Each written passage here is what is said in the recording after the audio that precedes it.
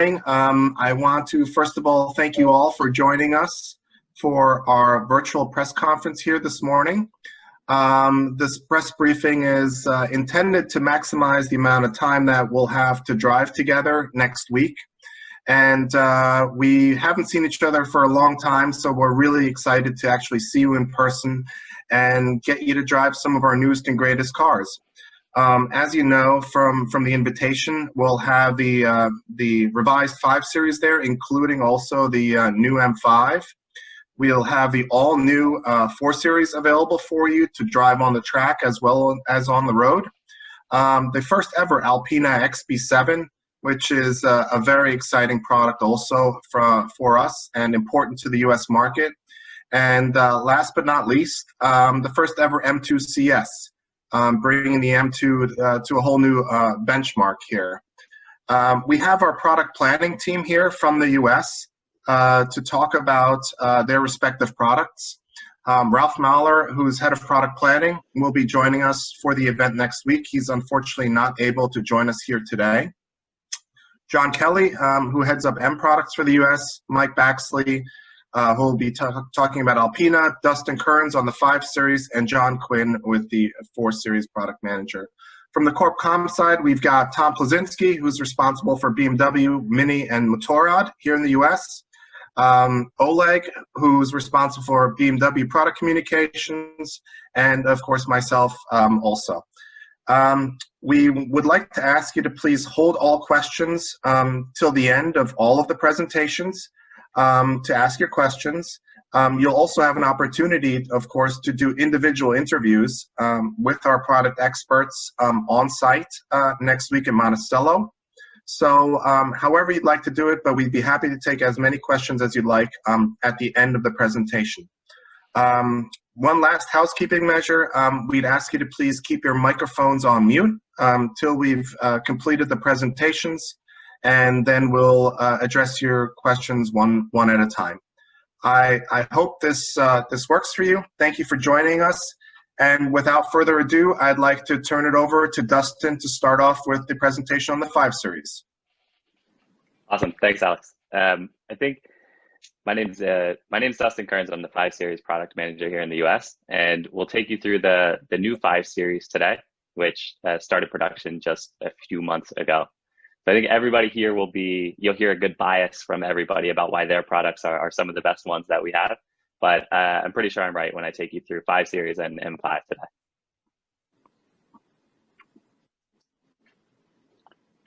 So some quick overarching takeaways on the 5 Series redesign that came here in July. So first thing that you see when you look across the car, we had a great product already, and we'll show you some of the differences going forward. But we sharpened the appearance and made it much more modern and clean looking. So there's a very recognizable redesign, including kidney grille, front bumper, headlights, and taillights. And we'll show you kind of those all in detail as we move on. Second, in the interior, we've made some really noticeable enhancements. First, what you see right when you sit in the car is the larger touchscreen central display. It's grown by about 2 inches. Over the previous model. Second, we have a new perforated Sensitech material. This is one that really on our base seat has been enhanced with a lot of new features, from perforations to contrast stitching, contrast piping, all of this that give it a much more luxurious look and feel. And last, our high gloss black elements that are in the center stack that make it even more dynamic and sporty on the inside. Third thing is that this is, as this car launched, it was really the digital flagship of BMW. So contributing to that overall modernization story, we have some great external technologies that we've integrated, including Android Auto and Spotify, but also our internal systems have been improved for this as well. And the last one, we have some boosted efficiency and performance. So we'll have the 48-volt technology that's coming to the 540 models, and then extra boost for the 530 models that gives us some additional on-demand horsepower for short bursts, improves the acceleration. So here you can see the car that we had, the outgoing generation. So a really great product, one that we had, really were able to take a lead in and we're really happy with the way that it was performing. So we wanted to keep the essence of this car and really bring it into the modern design language. So you can see here the real eye catcher, as normally is the case, is our kidney grille. So you can see the changes, and that now we have this seamless design from one central or one connected frame. This has been really nicely integrated, and it's grown a little bit towards the street, but in a very balanced way. So it sits a little bit more, that gives it a different stance, that makes it seem a little bit more upright and gives it a little bit more presence. And at the same time, what I really am excited about is the way that this is integrated and connecting to the headlights here. So you can see the headlights are designed in a way with this L-shaped light tube. That gives it a very modern, very geometric design, and all of this flows together in a really nice pattern. So one thing that we can add both of these now to both the kidney grille and the headlights is the darkened package. So you'll see black kidney grille available on this for the first time with darker headlights.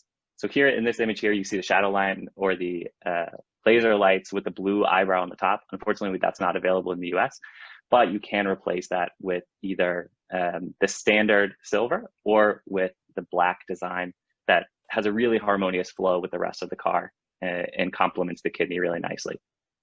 One last thing on the front redesign. Here you see the color in Phytonic blue, which I think what you'll have at Monticello is in white, but the bumper has been redesigned here to give it some more body color, more geometric, and allow for some even bigger air intakes on the bottom part. So we took what we had on the front of the car and made those same kind of harmonious redesigns into the rear of the car. So here you see what we had before the LCI, the M Sport package on the car here. And, again, very sporty, very modern. We wanted to maintain what we had pre-LCI and make that even better with the LCI.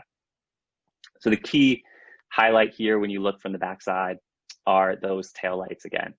So there's dark casing around the outside in a 3D design. So this really emphasizes kind of the contours and the sculpted look on the rear of the car. And it's complemented and really flows together with the rest of the bumper with our good lines, good geometry, and really giving it that modern appearance. One more thing in the rear that you can see here is freeform exhaust pipes, which are now standard across all vehicles. And if you're moving into the black kidneys on the front, you'll also get the blackened tailpipes on the rear. So moving into the interior of the car, one thing that's, again, you notice it immediately when you sit down, it's the eye catcher, is the growth in the central display.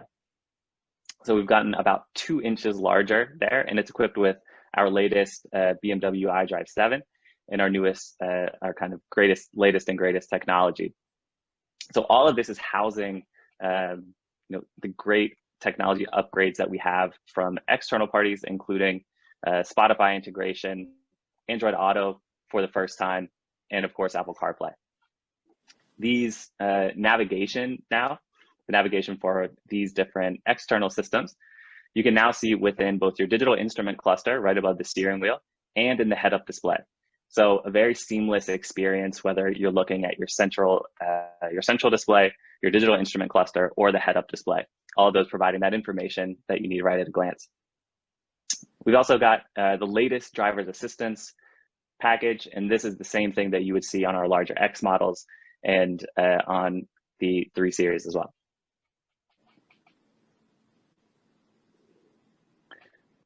One product highlight on the interior here, and I had a look, this isn't going to be on the car that you guys have at Monticello.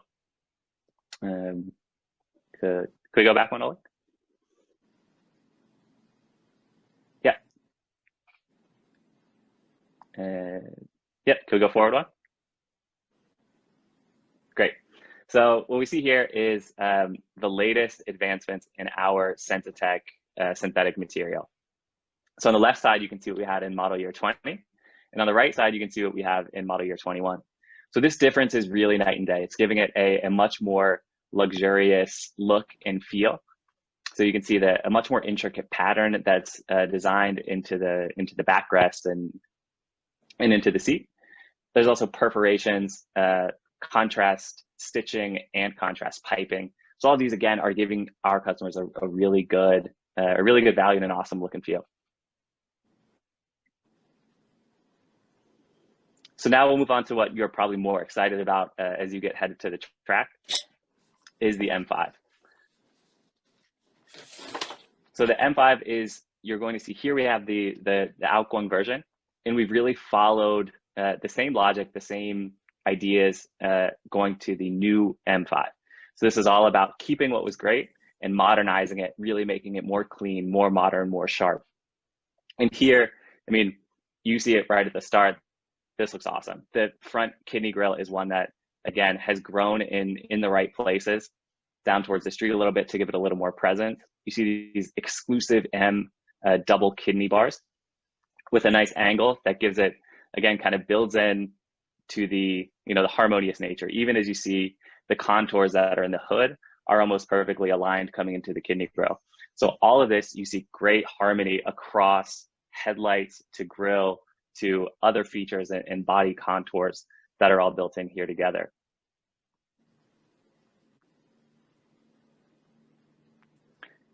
Looking at the rear, we see kind of we'll see a similar story here.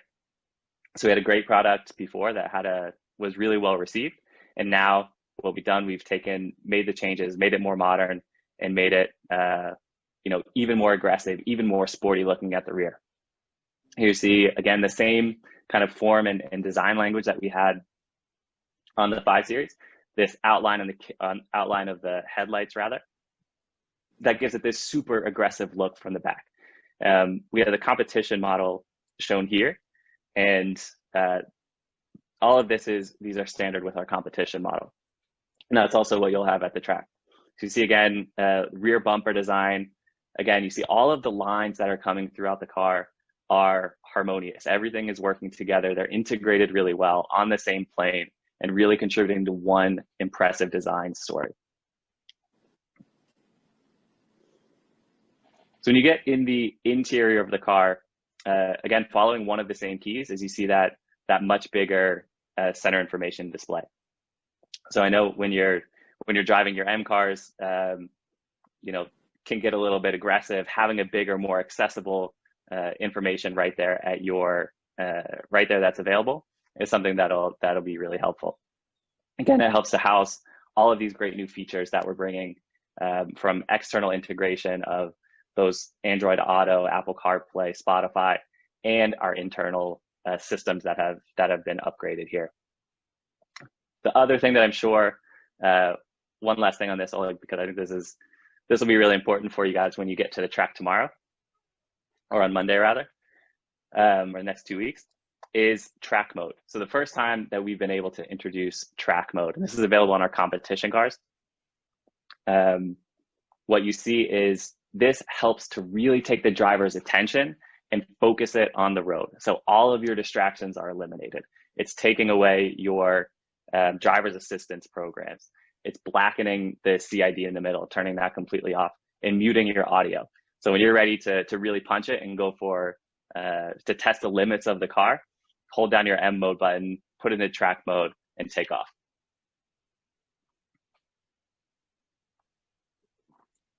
And that's it for me. So thanks to everybody there. And we'll pass it over to John Quinn to let you know a little bit more about the 4 Series. Thank you, Dustin.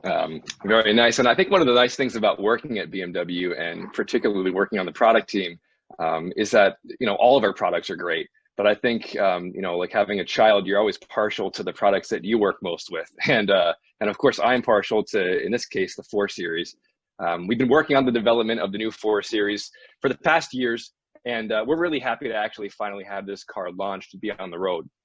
The official launch of this car is actually tomorrow, but I have seen a few on the road already, so it looks like some dealers and some customers have gotten a little happy and have figured out a way to retail a couple of them. But anyway, my name is John Quinn. I am the 4 Series product manager, also responsible for the 3 Series, the X3, the X4, and the Z4. And I just want to take a few moments to talk about this car. It's been out there for a while. It has caused a lot of stir. and we think that the stir is going to be positive in the long run for the life cycle of this car. But I just want to take a few moments to give you a refresher prior to actually having the experience to drive the car next week, both on the street and on the track. And so, Oleg, if we can just scroll through a couple of these pictures, because design was really one of the core elements behind this car. And I think that's behind any car, but that was really an important focus for the overall product team or project team in Germany throughout the process for the development of this car. So if you look at the surface language of the new 4, the designers really focused on this interplay between the sharply sculpted volumes with the highly precise contours that really adds to this general athletic and luxurious look.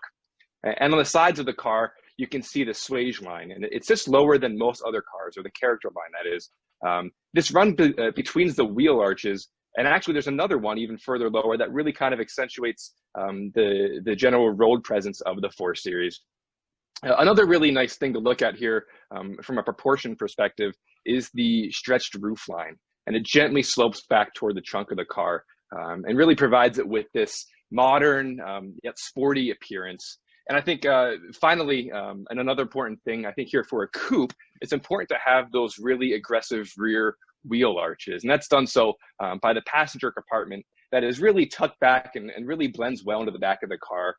And, you know, it does a good job of showing how the air could flow over the car in general. And I think like the front, the rear is dominated with a lot of clear surfaces and fewer lines there.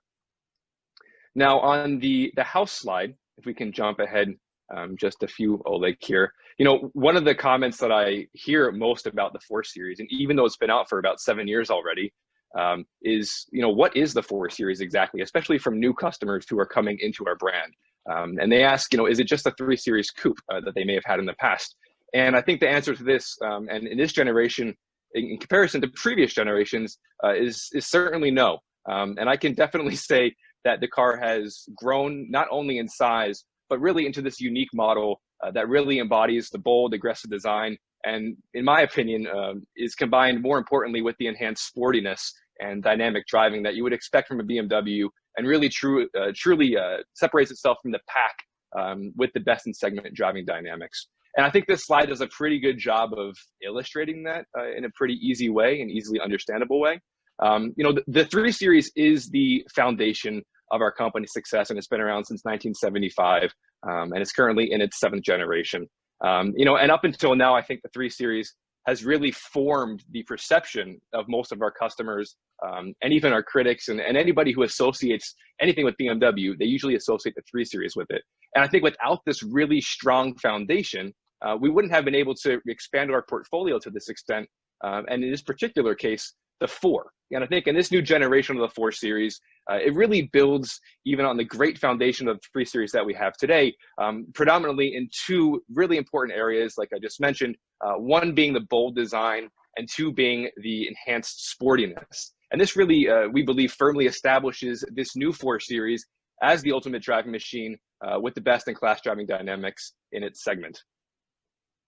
And on the next slide, if you wouldn't mind, Oleg, I want to give you kind of a glimpse into how we were thinking through the development process of this car over the years. And of course, there are 3 core things here that were front and center. One was design and dynamics, and those kind of played an even role in terms of our thinking.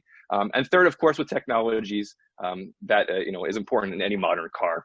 But in terms of design, and you know, I haven't talked about it yet, but it's something that we are you know, expecting to see good results with in the next years or so throughout the life cycle of the car, is the kidney grille. And it is you know, a very large kidney grille, and it is different. And this is something that we were very careful with in terms of how we were designing it, because our customers were asking for something different. And one of the things they were asking for is a differentiation between the 3 Series and the 4 Series. And there's probably no easier way to do that, you know, most in your face, than creating a different design on the exterior. And that's exactly the approach that we took here. You know, and the vertical style kidney grille is nothing new to the BMW group. If you look at our history, you know, in the past we had the 328, the 326, the 501, the 502, a lot of cars, you know, back 50, 60, 70 years ago that had this vertical style kidney grille, and we're not afraid to actually, you know, venture out and try different style kidney grills looking at, one of my favorite BMW models, the 507.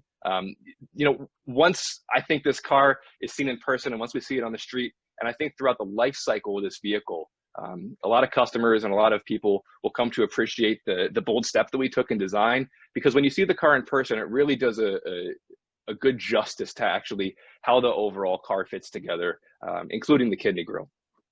Now, in terms of the dynamics of the car has been improved on many levels, and especially in comparison to the predecessor. We've done things where we've stiffened the chassis, we've stiffened many components, both under and behind sheet metal that you can't see, that really provides for great dynamics, but also provides for a uniqueness compared to the 3 Series, and in particular the M340, which has already received great reviews from many customers and from a lot of press. And this really allows for the dynamic driving. And a couple of other things about the 4 Series, it actually has an increased track width in the front and in the rear, that really, again, provides for this uniqueness in comparison to the 3 Series, and builds on top of that great foundation that we have. And I think from a technology perspective, I won't spend too much time here because Dustin already did a nice job of running through most of those new technologies that BMW has, and those are all going to be incorporated into the 4 Series that we are launching tomorrow. Now, on the next slide, in terms of the overall proportions, while it has grown in size, we really do believe that it's grown in all of the right places, both for dynamics and also for aesthetics. And compared to its predecessor, the new car has grown 5 inches in terms of overall length and 1 inch in terms of overall width. And this makes it really appear more elongated, more luxurious, and dynamic, at least as, what I think and a lot of our customers and people on the forums and online have mentioned so far. And this impression is really enforced by the typical icons of the BMW short overhangs, and the longest coupe doors that we offer actually at BMW. And where the car grows in ways to help it perform is especially in the front track. And I think that you'll notice that, like I mentioned, in comparison to the 3 Series, provides some unique and even enhanced handling over that car. And on the next slide, I just wanted to kind of introduce you to one of the dynamic differences of the 4 Series. And I can talk to this slide a lot, but I think it's best for me to let you experience the car, both on the street and, in my opinion, more importantly, on the track, and really test the car. And it happens. We're tracking the weather there on Monday. It's going to be interesting, but it should be a really good test of this car, and we're really confident that through the hours and hours and hours of testing that we've gone through, that this car is going to perform great in any weather condition that you might experience. So be on the lookout for some of the differences there that you might feel compared to the 3 Series, and for the improvements in steering and the overall dynamics of the car.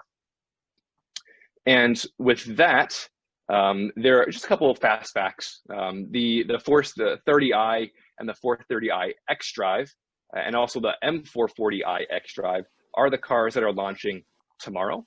The rear-wheel drive version of the M440i, which is a treat for the U.S. market that we fought a lot for to get, is coming in July of next year. So I would say be on the lookout for these cars on the road. If you haven't seen them already, hopefully you haven't, but they should be start to trickling out there onto into customer hands. And I would really encourage you to really test this car and put it through its paces next week, because I'm really enthusiastic about everything that the 4 Series has become in this new generation. And with that, I will pass it over to Mike, who's going to talk about a new and exciting Alpina product. Thanks, John. So my name is Mike Baxley. I am the product manager for the X7 and therefore also the Alpina XB7 that we are launching into the market basically as we speak. So this car went into production a couple months ago, and it will start retailing within the next couple days, actually. Before I dive into that, I just wanted to give a brief overview of Alpina and what Alpina is and what they mean for BMW and how we interact with each other. So in general, this is the Bovensieden family. In the middle, you'll see Burkhard, who founded the company, and Andy on the left, and Florian on the right. So this is the family of Alpina.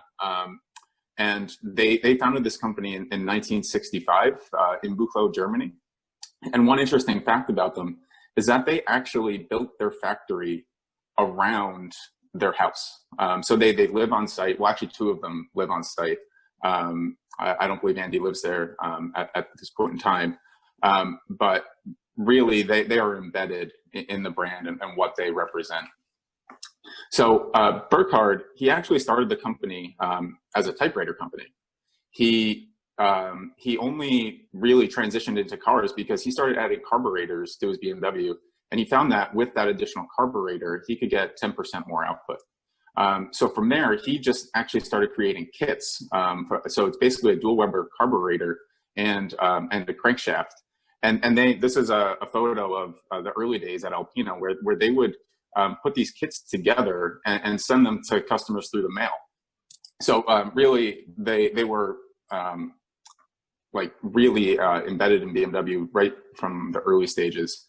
And when you actually look at the logo of Alpina, the logo is actually a dual Weber carburetor and a crankshaft. So this has been really the core of the brand. And they've kept this logo over time, and you'll actually see it on cars today. So Alpina is a really well-designed and it's efficient company, I would say.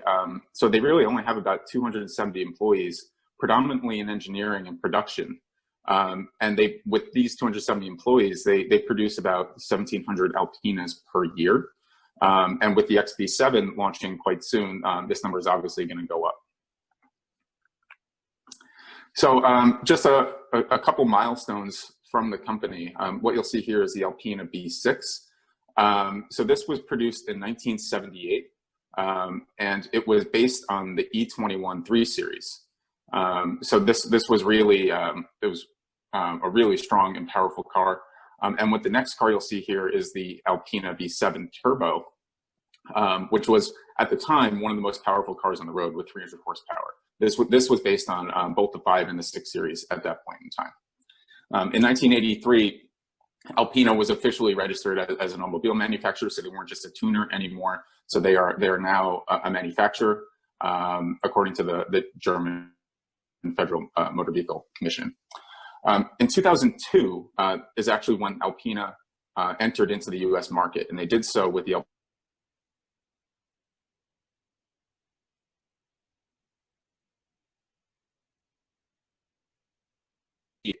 and it was very limited, so they only cars.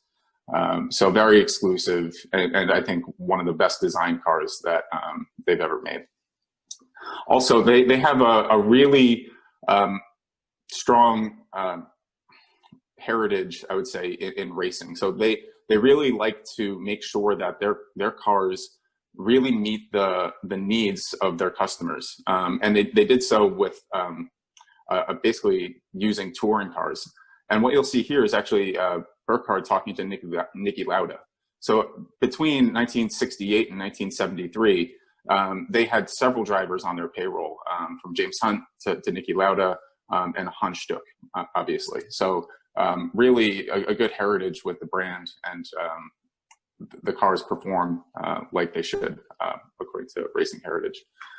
I just wanted to mention this car very quickly. So the XB7 is the first badged Alpina SAV that we've ever produced. However, it's not the first time that they've been involved in the development of our SAVs. In 1999, they helped co-develop the BMW X5 4.6. So they've been involved with us for a long time, and really done a great job with some of these products. They really were involved with the entire powertrain and drivetrain of that car, which was really a great establishment. So just to give a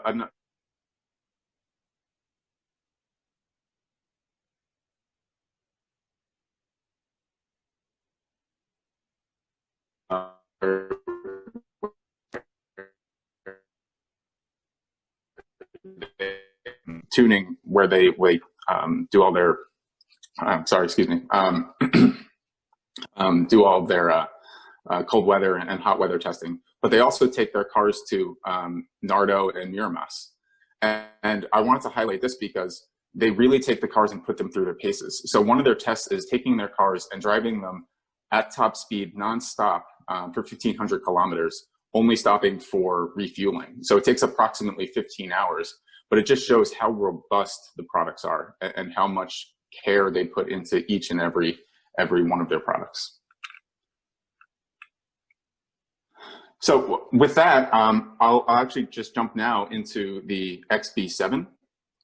This, like I said, is the first badged Alpina SAV that we've ever produced. And there's numerous product highlights that I'll take you through here. So as you can see, the base price of this car is $141,300, and it really takes the X7 to the next level, and what we call the highest caliber. It adds a lot of presence, a lot of luxury, and a few bespoke details that really set this car apart and focus on the luxury that Alpina customers have come to admire and demand. So this is also the first time an X7 will offer 23-inch wheels. So this is something that's really impressive. So they offer a couple different wheel designs, which I'll show you later, but the 23 come in their classic Alpina design, which really adds to the presence that the car emits. They also have what we've been able to do from a market perspective is put a host of standard equipment into this car. So Oleg, if you can go to the next one. This car comes fully loaded right off the line. Everything that you see in the two columns on the left is standard, from metallic paint to extended merino leather, heated front rear seats, heated steering wheel, head-up display, our surround view camera, and latest and greatest driver assistance systems. Customers really only have to choose how the car looks and fine-tune their details to get more personalized from that perspective. But there really isn't much they need to add in terms of equipment. So just to give you a brief insight into some of the competition and where we stack up, we feel that we really are ahead of the pack in terms of our direct competitors. This car produces 612 horsepower, 590 pound-feet of torque, and goes 0 to 60 in 4 seconds. So for a car that weighs over 5,800 pounds, this is truly impressive and definitely leads the pack in terms of everything, all the cars that you see on the screen here. So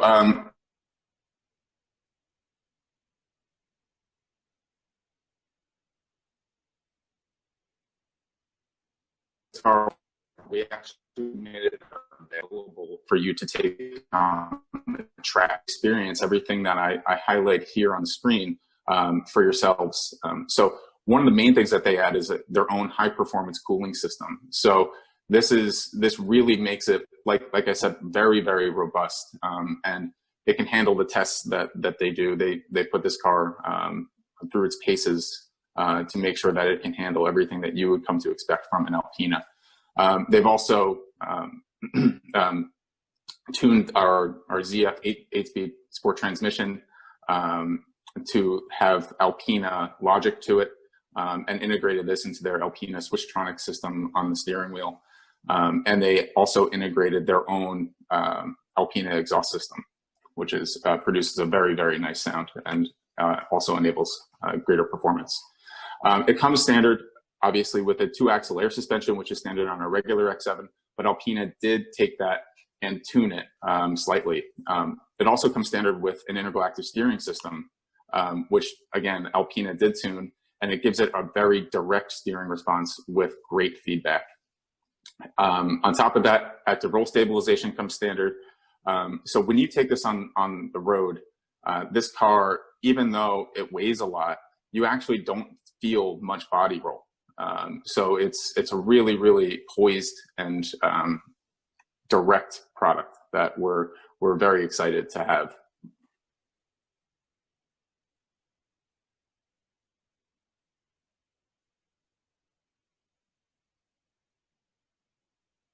layer suspension. With the two-axle layer suspension, the X7 is able to raise and lower by 40 millimeters, so about 1.5 inches in either direction. This was very important for Alpina to maintain, and they actually are able to go 10 millimeters lower than us. So they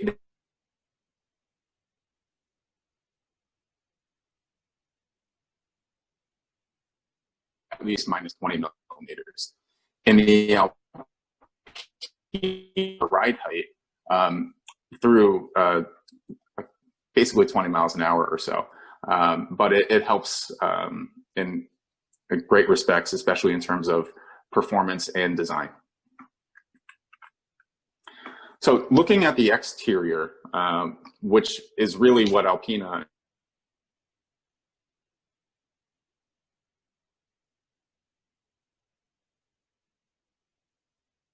it added a kit to it with their typical Alpina spoiler and Alpina lettering underneath.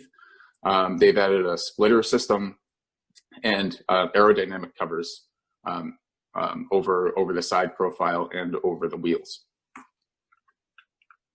Looking at the rear, you can see one of the main highlights is their Alpina quad exhaust system and their rear valence. On top of this, they'll have two exclusive colors. So Alpina Blue will go into production in December, and Alpina Green will be available from April next year. And like I mentioned, they'll have two wheel designs, so 3 different wheels. So we'll have two 21-inch Alpina dynamic wheels. One of them will be an all-season. And then we'll have an upgrade 23-inch Alpina Classic wheel, which will be available with Pirelli P0s.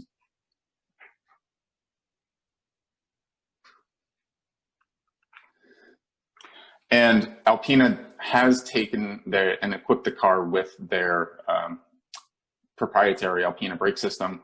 So 395, 36 millimeters in the front, and 398, 28 millimeters in the back. Moving on to the interior, Alpina takes the X7 and adds a couple of fine touches around the car. So they have Alpina-specific illuminated door sills, an Alpina production plaque, which I have a close-up later on. It comes standard with glass controls. So it's our crystal gear shift lever and iDrive controller. And they've actually included the Alpina logo kind of embossed in that on the iDrive controller, which looks really nice. And of course, the Alpina comes with their Alpina steering wheel with Lavalina leather. Moving over, you can see that the instrument cluster is their typical Alpina blue and green with red dials, and something that Alpina customers have come to know and love. And finally, we do have a new exclusive Alpina trim available. So there are 2 normal Alpina trims, usually based on piano black, but they've introduced on this car an Alpina walnut, which is basically an open pore design, but it's a walnut wood that has a more black appearance and really looks very nice. And of course, you can see here it has their typical Alpina logo embedded in it. And finally, just to show you a little bit more of a close-up here, you can see the Alpina production plaque and the Alpina etching within our glass controls. So this is definitely something that enhances the luxurious feel and the elements that you've come to know and love with Alpina. So we're really very excited.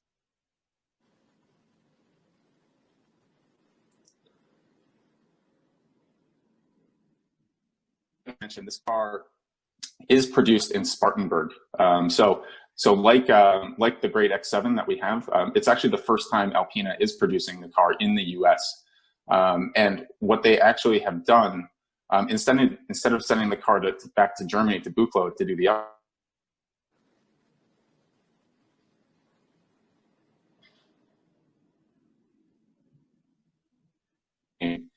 to meet the demands of what Alpina delivers. So the plant here is very proud of that fact. And we're very proud of the fact that it's produced in the US, really for the US. It's a very market-oriented car, and we're really excited to have it available. So with that, I'll hand it over to John Kelly, who can take you through the M2 CS. Great. Thanks, Mike. That was great. Let me just double check. All right. So hello, everybody. Thanks for joining us. My name is John Kelly. I'm the product manager for BMW M. And in the next few minutes, I want to give you a brief introduction to the first ever M2 CS. So you've probably seen a fair amount of information over the last few months about the CS, because we did have the start of communication several months ago. But if I'm not mistaken, you haven't had the chance to drive it yet. So I'm super excited to get you behind the wheel next week, both on the street, so you can see how streetable it is, how comfortable, easy to drive it is, but of course on the racetrack, where you can thoroughly enjoy the outstanding dynamics of the vehicle. I'll also be with you next week, so if you want to discuss this at any length, I'd be happy to go through it with you there as well. Now, what I'd like to do first is, before we get into the actual content of the car, is talk to you a little bit about, putting this in context, where this car fits into the lineup. So for this, we'll look at the levels of M, thank you. If you use 2 Series as an example here, we have at this M Performance layer, this would be like an M240i.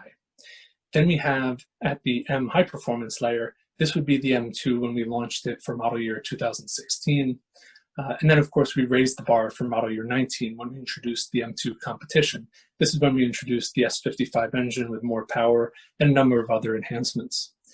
Now we've raised the bar yet again with the M2 CS. This represents the top tier for the M2.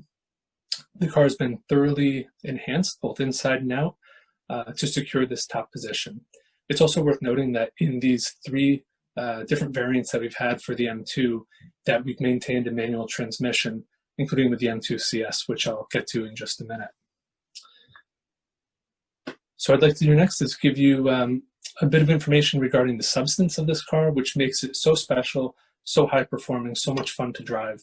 And this could be beneficial in terms of being a complement to what you'll experience next week when you're actually behind the wheel of the car on the street and on the track. So in terms of product substance, the M2, it uses the M2 Competition as the basis for the car, which is a fantastic car in its own right. However, this is a very different vehicle than the M2 Comp, both visually and dynamically. The CS takes the M2 to the next level. It has more power, lightweight components, more exclusivity, better driving dynamics, brake changes, and so forth. This makes for a great car on the road, but an even better car on the racetrack. We have a number of new, let's say, components or content features that I want to tell you about, some of which are first evers for the M2 and really enhance this product. Starting with the drivetrain. So when you look at the heart of the car, the engine, we have an S55 engine here, which has been optimized for an additional 39 horsepower, so 444 horsepower. This allows the car to get to 60 in under 4 seconds for the first time, 3.8 seconds when equipped with the double clutch gearbox. Speaking of which, bolted to that engine is one of 2 different transmissions. If I'm not mistaken, you'll have both of them next week to be able to experience. We have a standard 6-speed manual, and then we have the optional 7-speed double clutch gearbox. Now, that's the engine, and then on to the chassis. So we have adaptive M suspension on the M2 CS. This is a first for the M2. We haven't had the adaptive suspension prior to this. And what's really great about this, and this is one of the parts of the car that I love so much, because it allows the car to be very well-rounded. So when the suspension is in a comfort setting, it's actually very comfortable, easy to drive. But when you want to drive the car on a track and you put it in sport mode, it firms up the car, firms up the chassis, and it feels like it is properly tuned for the track.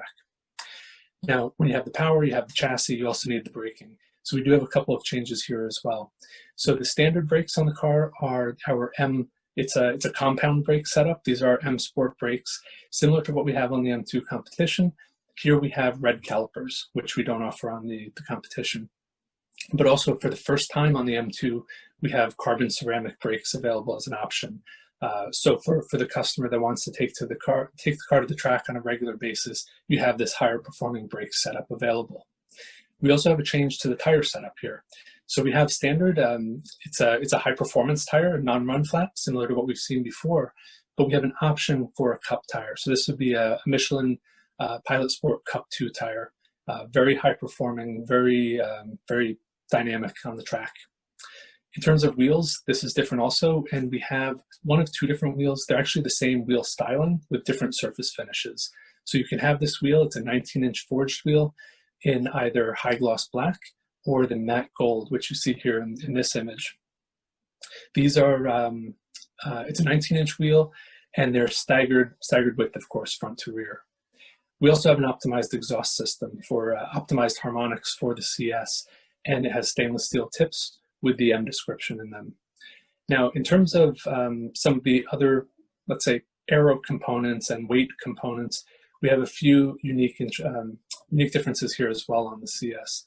So we have a carbon fiber roof. This is the first time on a series production M2 that we've had the carbon roof, which not only looks great, looks sporty, but it's also functional in that it both reduces weight and reduces the center of gravity, or lowers the center of gravity, I should say. Now, coupled with that, we have a couple of aerodynamic aids with the carbon spoiler and then the carbon front splitter, which both help with improving downforce, as well as a carbon rear diffuser for reduced lift. And now we also have the carbon engine hood, and this is one, I can't wait for you to see it in person because it looks fantastic. It's not only functional in that it's lighter weight than a traditional hood, but it also has different geometry. It looks a little bit different. It looks very aggressive, and it's also vented. Now, moving on to the next slide on the interior, we have a number of changes here as well. We have a carbon center console. We have carbon door handle covers and trim. We have carbon trim on the M2 competition also. That's an open pore carbon. This is a different one where it has a clear coat over it, so it's a smooth finish. As I mentioned, we have your choice of the standard manual gearbox as well as the double clutch gearbox. We have a grippy M steering wheel in Alcantara, so especially on the track, it feels fantastic, and it definitely helps the wheels stay in your hands there. We have the Misano blue paint. So Misano blue is a color that we've offered previously, but not on the M2. So it's first for the M2, and it can be, of course, recognizable as a CS if it's in this color, and it looks fantastic. We have different seats as well. So the seats are based on the ones we had in the M4 CS. So I'll show you a picture of them in just a minute, but they're very aggressively bolstered, and they have cutouts in the backrest, and it's also covered in merino leather now. We also have badging both on the instrument panel and on the door sills. Now here you see just a quick front shot of the car to compare the M2 competition to the CS. And what you see here is from top to bottom, it is uniquely different, uniquely identifiable. Of course, there's the Misano blue paint that I mentioned, but then you have that carbon, from top to bottom, you have that carbon roof, you have that carbon hood with a unique geometry, you have that carbon splitter. And then moving on to the side of the car, again, it's these things that I mentioned that really jump out at you as being a CS. It's unique, it's more dynamic, it's more aggressive. Here you see one that jumps out at you, of course, is the matte gold wheel with the red calipers. And then, of course, the hood and splitter as well. And then on the interior, this is what I mentioned about the seats, where it is a different seat in that it has the cutouts in the backrest. It's also a merino leather as compared to the Dakota leather that we've offered previously. So it's a higher grade material, as well as it has red contrast stitching throughout. And then just to highlight a couple of the key points for the car in summary, the MSRP is starting at $83,600. The horsepower, 444, as I mentioned before, which is 39 higher than what we had on the M2 competition. 0 to 60 with the DCT, under 4 seconds, 3.8. Top speed, 174 miles an hour. This, actually, I don't think I mentioned this previously, but the car also comes standard with the M Drivers package. This allows for the higher top speed and also a day at the Performance Center. The car is already in production, and it will be reaching customers here in the US pretty soon, expected for next month. So overall, just to finish it up, what I'm super excited about this car is the fact that it's such a well-rounded, enhanced package. It's not only does it look great and have unique content, but it's that well-rounded behavior of power, handling, braking, and of course, still with a manual gearbox. So again, that's it for the M2 CS. I'll be with you next week. So if you have any questions or would like to discuss it further, I'd be happy to. And then I'll pass it back to Alex. Thanks, John. Yeah, that concludes our presentations for today. And as I said earlier on, I'd like to open the floor now to any questions that you may have for our product managers here online. But again, reminder, they will also be available for interviews next week on site. But do we have any questions?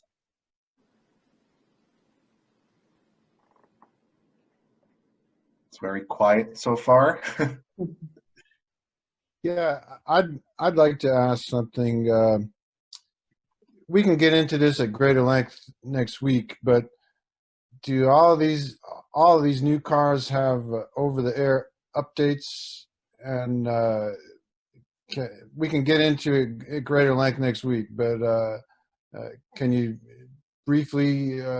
They all have it, or is that still to come, or what?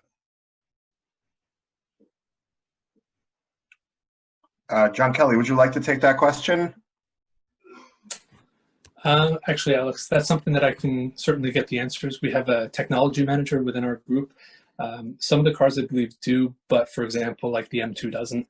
So for that, I would say that it's probably best if we, unless somebody else from the product team can speak at more length, I would say we get the answer for next week.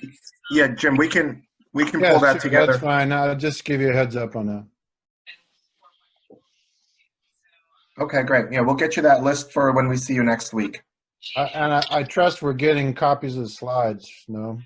Yes, this is it's one of the housekeeping items that I wanted to finish the call with. We will make this presentation available to you.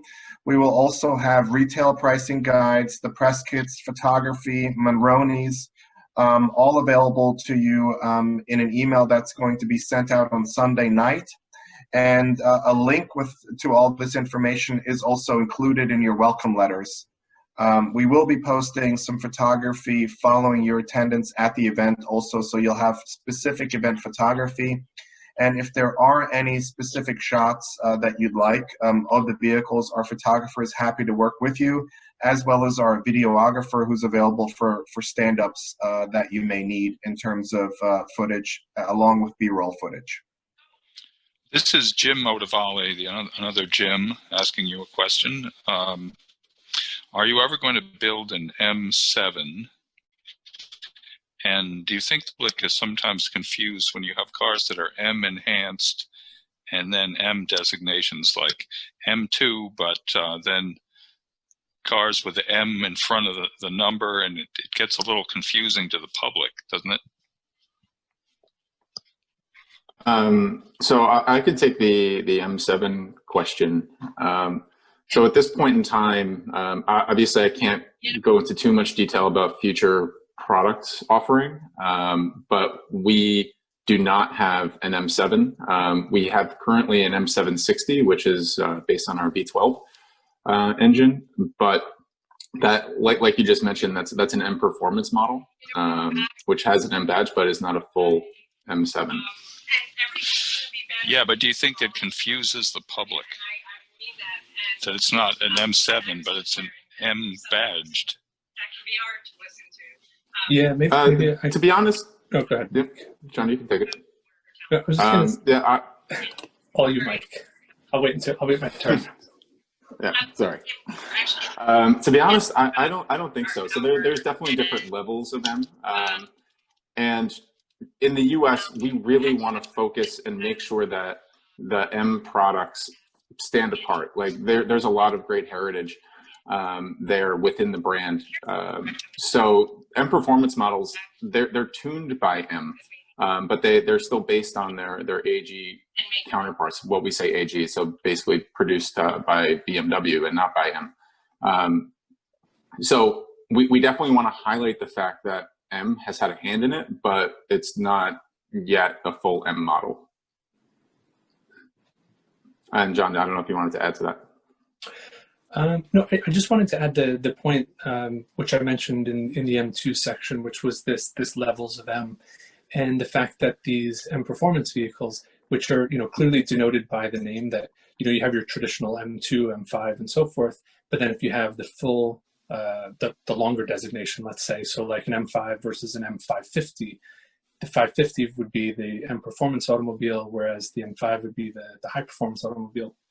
They both fall within M, but it's something that we've had these now for several years, and it's something that we will continue with to show that we have within the M family different layers, different levels of M, if you will. So from the performance level to the high performance level to the competition level to the CS level. So even with an M2, you have M2. You have basically 4 levels there if you consider the M2.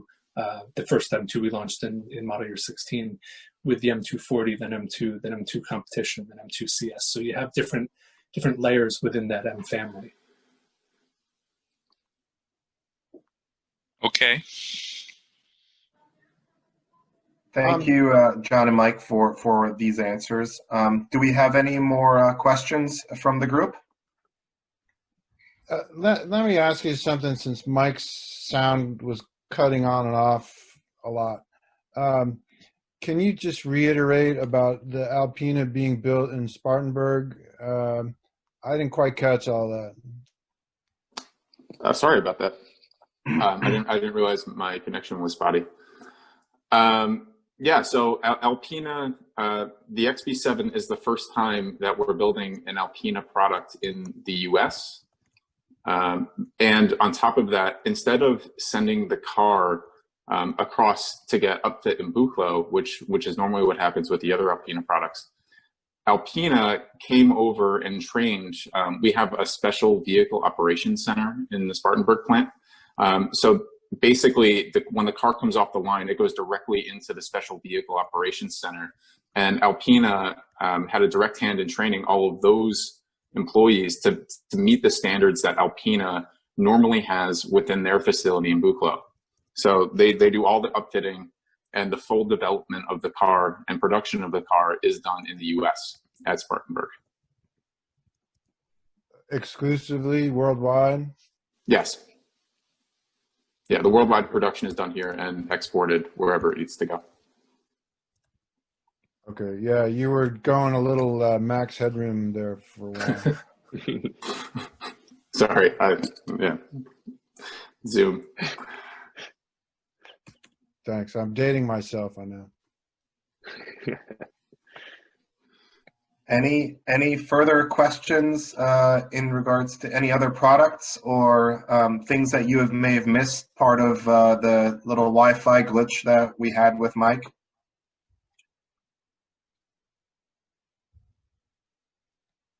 Okay. Well, if there are there's one thing I'd like to add on Alpina there. Alpina normally integrates most of the production of the vehicle on the assembly line, on our assembly line, but there's a certain time for each assembly process on the line. So sometimes Alpina things don't fit in that. And so that requires a finishing, and that's when they do their hand finishing when the vehicles go to Buchloe. Alpina has had products that were built in the US in the Spartanburg plant, and then they would go to Buchloe to be finished, but they were not products for the US market. One was a Z4, and there's a diesel X3 that they sell in Europe. So the vehicles would be almost finished in Spartanburg, shipped to Buchloe, finished in Buchloe by the craftsmen there and craftspeople there, and then distributed around the world, but not to the US. Because the XB7 is such a huge model for the US market, there needed to be a finishing component here in the US, and that's what SVC is doing, the special vehicle center, SVC, yeah, SVC. Yep. So that I think hopefully clarifies a little bit there. Yeah. So it's not gonna... And sorry, there was one more point I wanted to make. Yeah. And the last point is that Andy Bovensiepen, who's the proprietor of Alpina at the moment, he said when you do the test drives for the XB7, you must take them on the racetrack. So you're probably going to be a little bit surprised, but you're going to see a lineup of XB7s ready to go out on track next Monday and Wednesday.